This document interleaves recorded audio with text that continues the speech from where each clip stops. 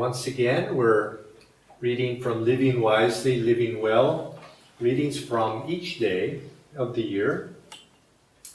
And in this section, Swamiji has been concentrating on the voice, how to speak, speaking with consciousness, speaking calmly.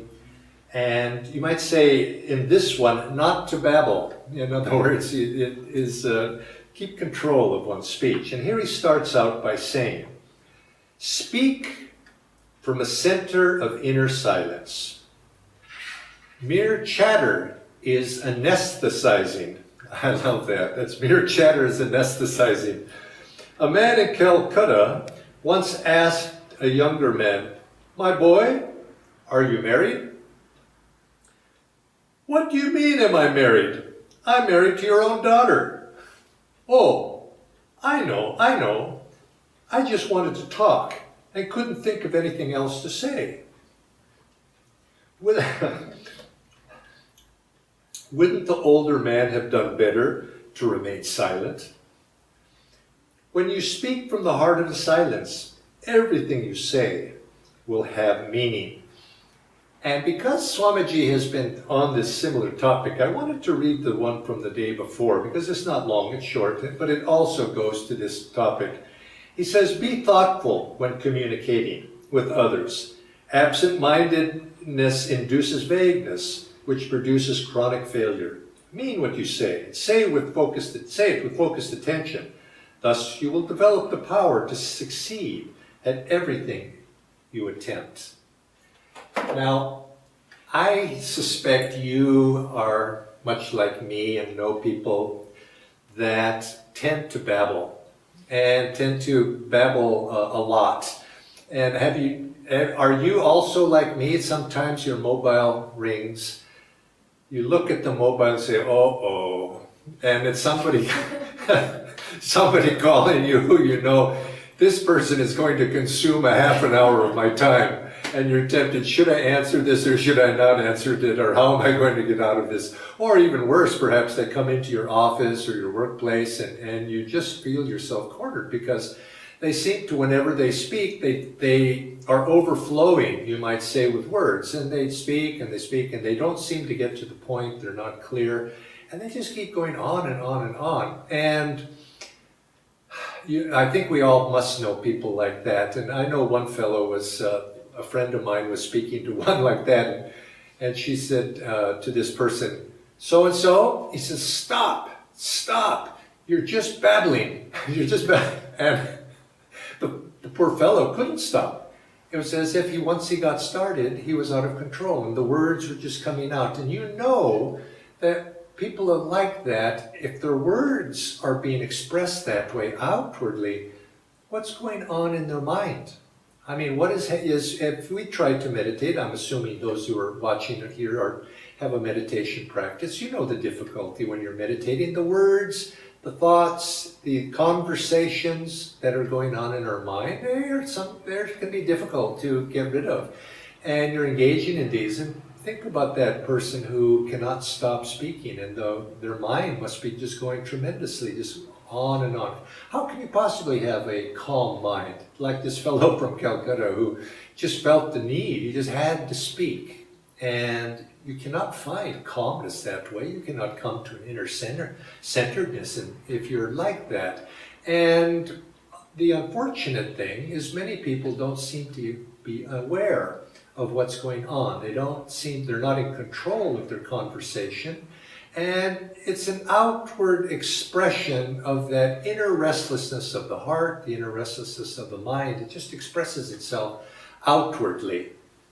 Well, I've told this story before, but it's one of my favorites, and I'd like to tell it again, about Saint Anthony and the power that is inherent in words if you use them sparingly and infuse what you're saying with power. Words don't have power just of themselves necessarily, although they're to a certain extent, yes, they actually do, because they carry vibration.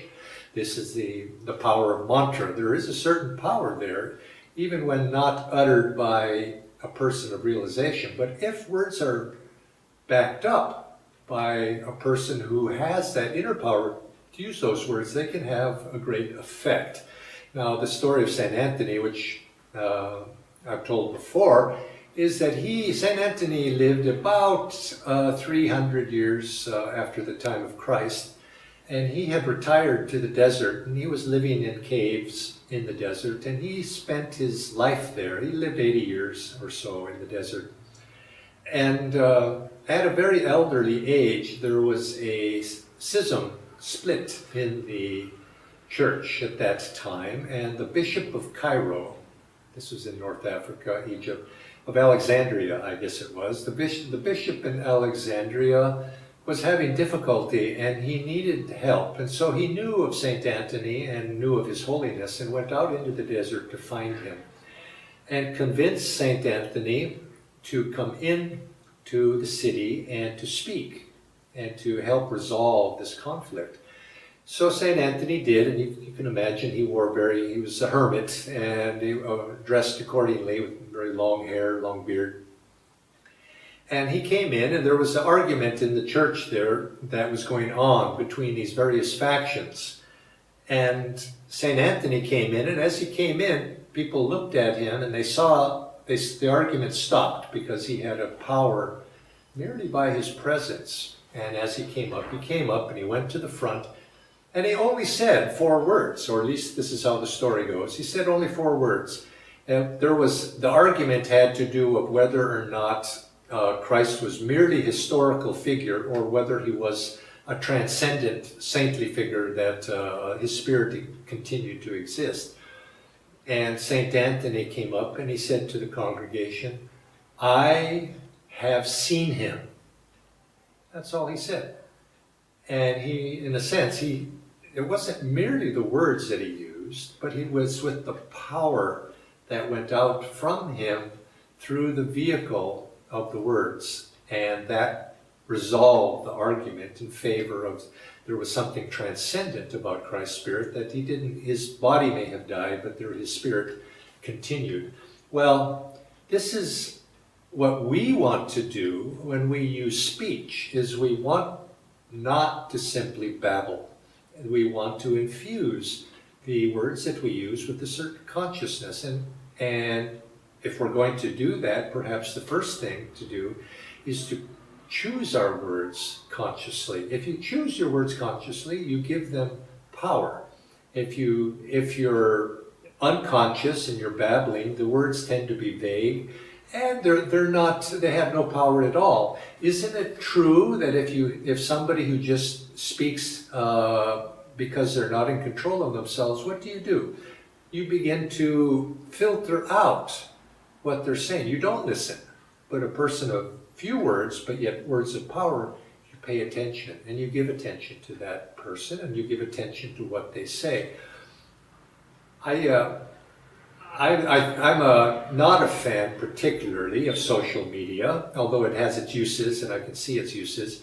And in that sense, I use social media. But I remember when Facebook was starting in the early days, I signed up for Facebook.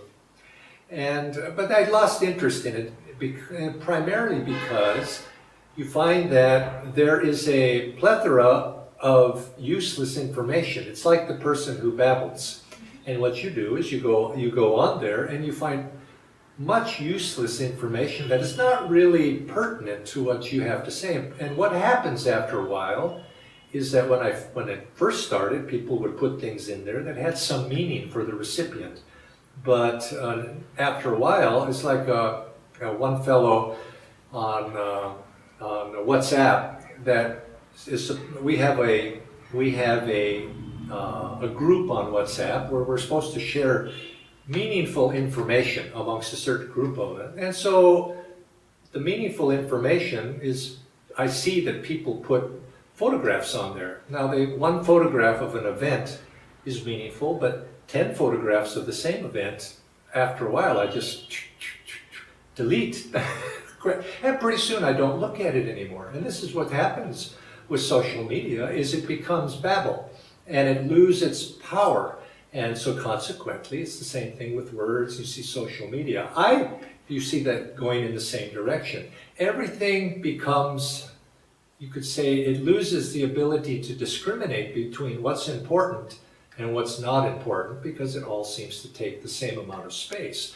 So what I think is a good approach to speaking, or you could even say social media, is something that Swami Kriyananda said about giving gifts. Because when you're speaking to another person and you're sharing with another person, it's like a gift. You're giving a gift of your words or your insights or your thoughts to another person. And what Swamiji said, he said, when you give a gift to somebody, think about the gift that you're going to give them.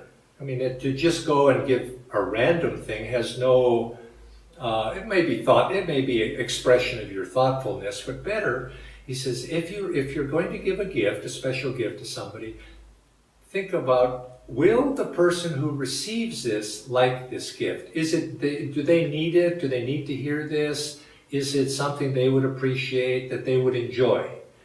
And then he says, also give a gift, something that you enjoy, that you think this is meaningful. And so consequently, what you find on social media, if I could make fun of it, is people share gifts of multiple pictures of their dog or their cat or their baby pictures and so on like that, and then pretty soon it becomes babble, turns into babble. And so what we want to do is we don't want our language, and when we're speaking with one another, to become like that. We want to share meaningfully, be conscious of what we're saying, and you'll find that you begin to have power in your words. Your words have the ability to actually affect change. Now, this is important because this underlies the principle of mantra, the principle of speech to influence other people, the principle of our calling to God, japa. If we approach japa just mindlessly, people say, well, just repeat 108 times and saying it over and over again. This has some value because the repetition of japa over and over again takes the place of the babble. You see, you replace the meaningless babble with a little bit better. But wouldn't it be even better to be conscious of what you're saying, to repeat the mantra or to repeat the japa, but repeat it with some sense of consciousness. So if you say Hare Krishna, to be thinking about Krishna. Or if you say Om Guru, Om Guru, Om Guru, to actually be thinking about the Guru instead of merely using it as something that's mindless. And then you give it power if you do this. Now, an interesting thing you might want to practice is practice the actual keeping of silence for a period of time. Because you'll find, and if you've never done this, and you're a serious devotee and wanting to meditate, you should try this, is start with perhaps one day. Although really I find that one day is some people maintain silence simply inadvertently one day because they don't see anybody. But try to keep silence for, let's say, a week, if you can do that. And you'll find that you actually begin to build up a certain power, because words themselves are verbal representations of energy. They're verbal representations of thoughts, and thoughts too have power, and there's energy there. And if you learn to restrain those thoughts outwardly, if you go enough days, and a week is a good way to start, if after a week you begin to restrain the thoughts themselves, will begin to moderate, and they'll begin to become calm. And you'll find that there's an increase of energy happens within the body. Now, I remember the very first time I practiced silence for a week was when Swami was, this would have been in the 1960s. Swami spent 6 months at a Catholic monastery. It was a monastery where the monks practiced silence. And so Swami knew the abbot there, who was from India, by the way, and he was friends with him, and so he stayed there for a long period of seclusion. And so he stayed there, and he was in silence for most of that time. He came and went a little bit. So knowing this friend of mine and we decided to go to that very same monastery and take a seclusion for a week. And so we did. Each of us had a little cell. They would bring us food through the doorway and so we were all by ourselves. So it was in silence, and then at the end of the week we got together, and we had to drive home, which was about a 6-hour drive. And it was such a I felt so blissful at the end of that week, and I felt great energy. Now, when I got in the car with my friend, that great energy expressed itself. I just had to say something to him. I'd been depriving myself of verbal stimulation for a week, and I started talking. And he did the same thing. He started talking, and we talked for 6 hours until we got home.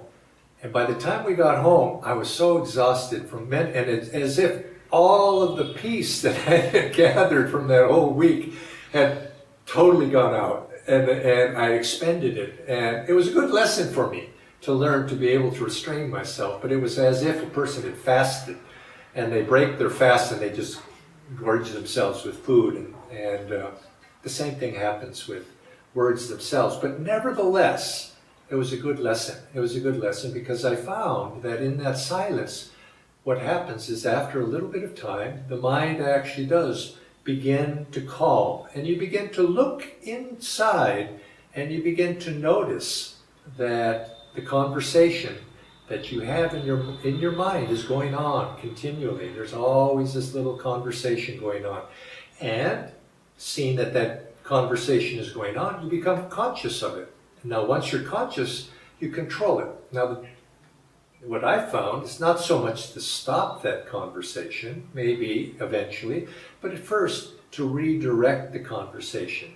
By becoming aware of something, you gain the power to control it. So I began to direct that conversation between me and Guru, me and God, me and Divine Mother. And I began to do it in that way. And I said, who am I speaking with? And I very consciously began to speak to God. And so I would say, why not first, that babble that you're outwardly expressing, become aware of it and try to turn it.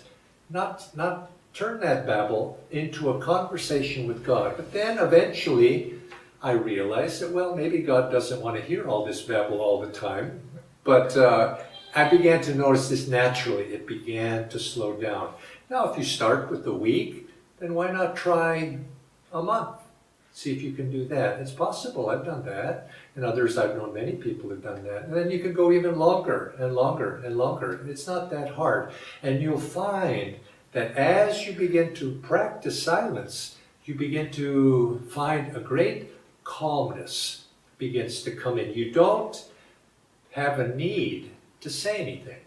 And I think one reason that people babble and say useless things is they feel an inner need.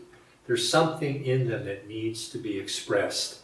And when you can learn to overcome the need to express yourself outwardly, it's an egoic impulse. That need begins to calm down, and you find you begin to rest in yourself. And when you can learn to rest in yourself without any egoic need to communicate outwardly, you find a great calmness begins to come. Now, if you're, perhaps you're married, you're in around other people, if multiple groups of people learn to slow that babble down, they begin to learn to communicate with one another on a more subtle level. You don't have to say something. Many couples, they have a sort of a need to express their affection verbally for one another, and there's that outward need out there, and that in an early part of one's relationship that's there. But I've seen that as a couple grows together spiritually, that need to outwardly express, to say through words, begins to diminish, because the conversation between people begins to deepen to a deeper heart level. And then you have an inner conversation of just knowing. You just look at somebody else and you can communicate through the eyes, you can communicate through a smile. And in this way, that's such a more lovely way to communicate with each other. Communicate in silence, if you can do that. Learn to communicate and you learn to receive. You become sensitive to other people speaking to you if you can learn to slow down that outward necessity. Swamiji goes on to say in the reading that I read, started with, he says, say what you mean and mean what you say. And this is important because to say what many people have, they say things without really knowing what it is they're trying to say. They have an idea, but before they can formulate it very clearly in their mind, they blurt it out and it doesn't come out very clearly. And there's something that I've found, that unclarity is demagnetizing. Clarity, when you're very clear about something, there's a magnetic power to it. It has power. It has magnetism to it. Whereas vagueness, if you're vague, it's demagnetizing. And many people in life, that they find themselves not being successful in life. And I think lack of clarity of purpose is one of the hallmarks of failure. If you can be clear about what you want to do, what you're trying to do, if you can express clearly what you're trying to say, you find that it has a power to it. The words themselves have power, your actions have power. They're directed rather than running hither and thither and yon, and without a clear direction of what you're trying to do. And so bring clarity to what you're trying to say. And I think also, if you mean what you say what you mean, that also is an expression of truthfulness. Isn't it so? That's being truthful, to be truly, not to say things that you're not really meaning. You're not being truthful to what you're trying to say inwardly. And then also, untruthfulness also is demagnetizing, and it's creating a fantasy world. And so give these things some thought. Try to, I would say, to sum up, speak less, act more, or perhaps I'd say is consider what it is you say and give power. Speak consciously, I guess is what I'm trying to say. Speak consciously with what you're trying to mean and say it in such a way that it will be useful. Think of this again, coming back to this idea of giving a gift. Your words are a gift. Are they useful? Are they helpful to the person that's receiving them, as well as being something that is a gift from you that you're giving joyously and giving thoughtfully to another person? Thank you very much for joining us this evening on Living Wisely, Living Well, and until next week, I hope you have a very lovely and blessed week ahead. Many blessings to you.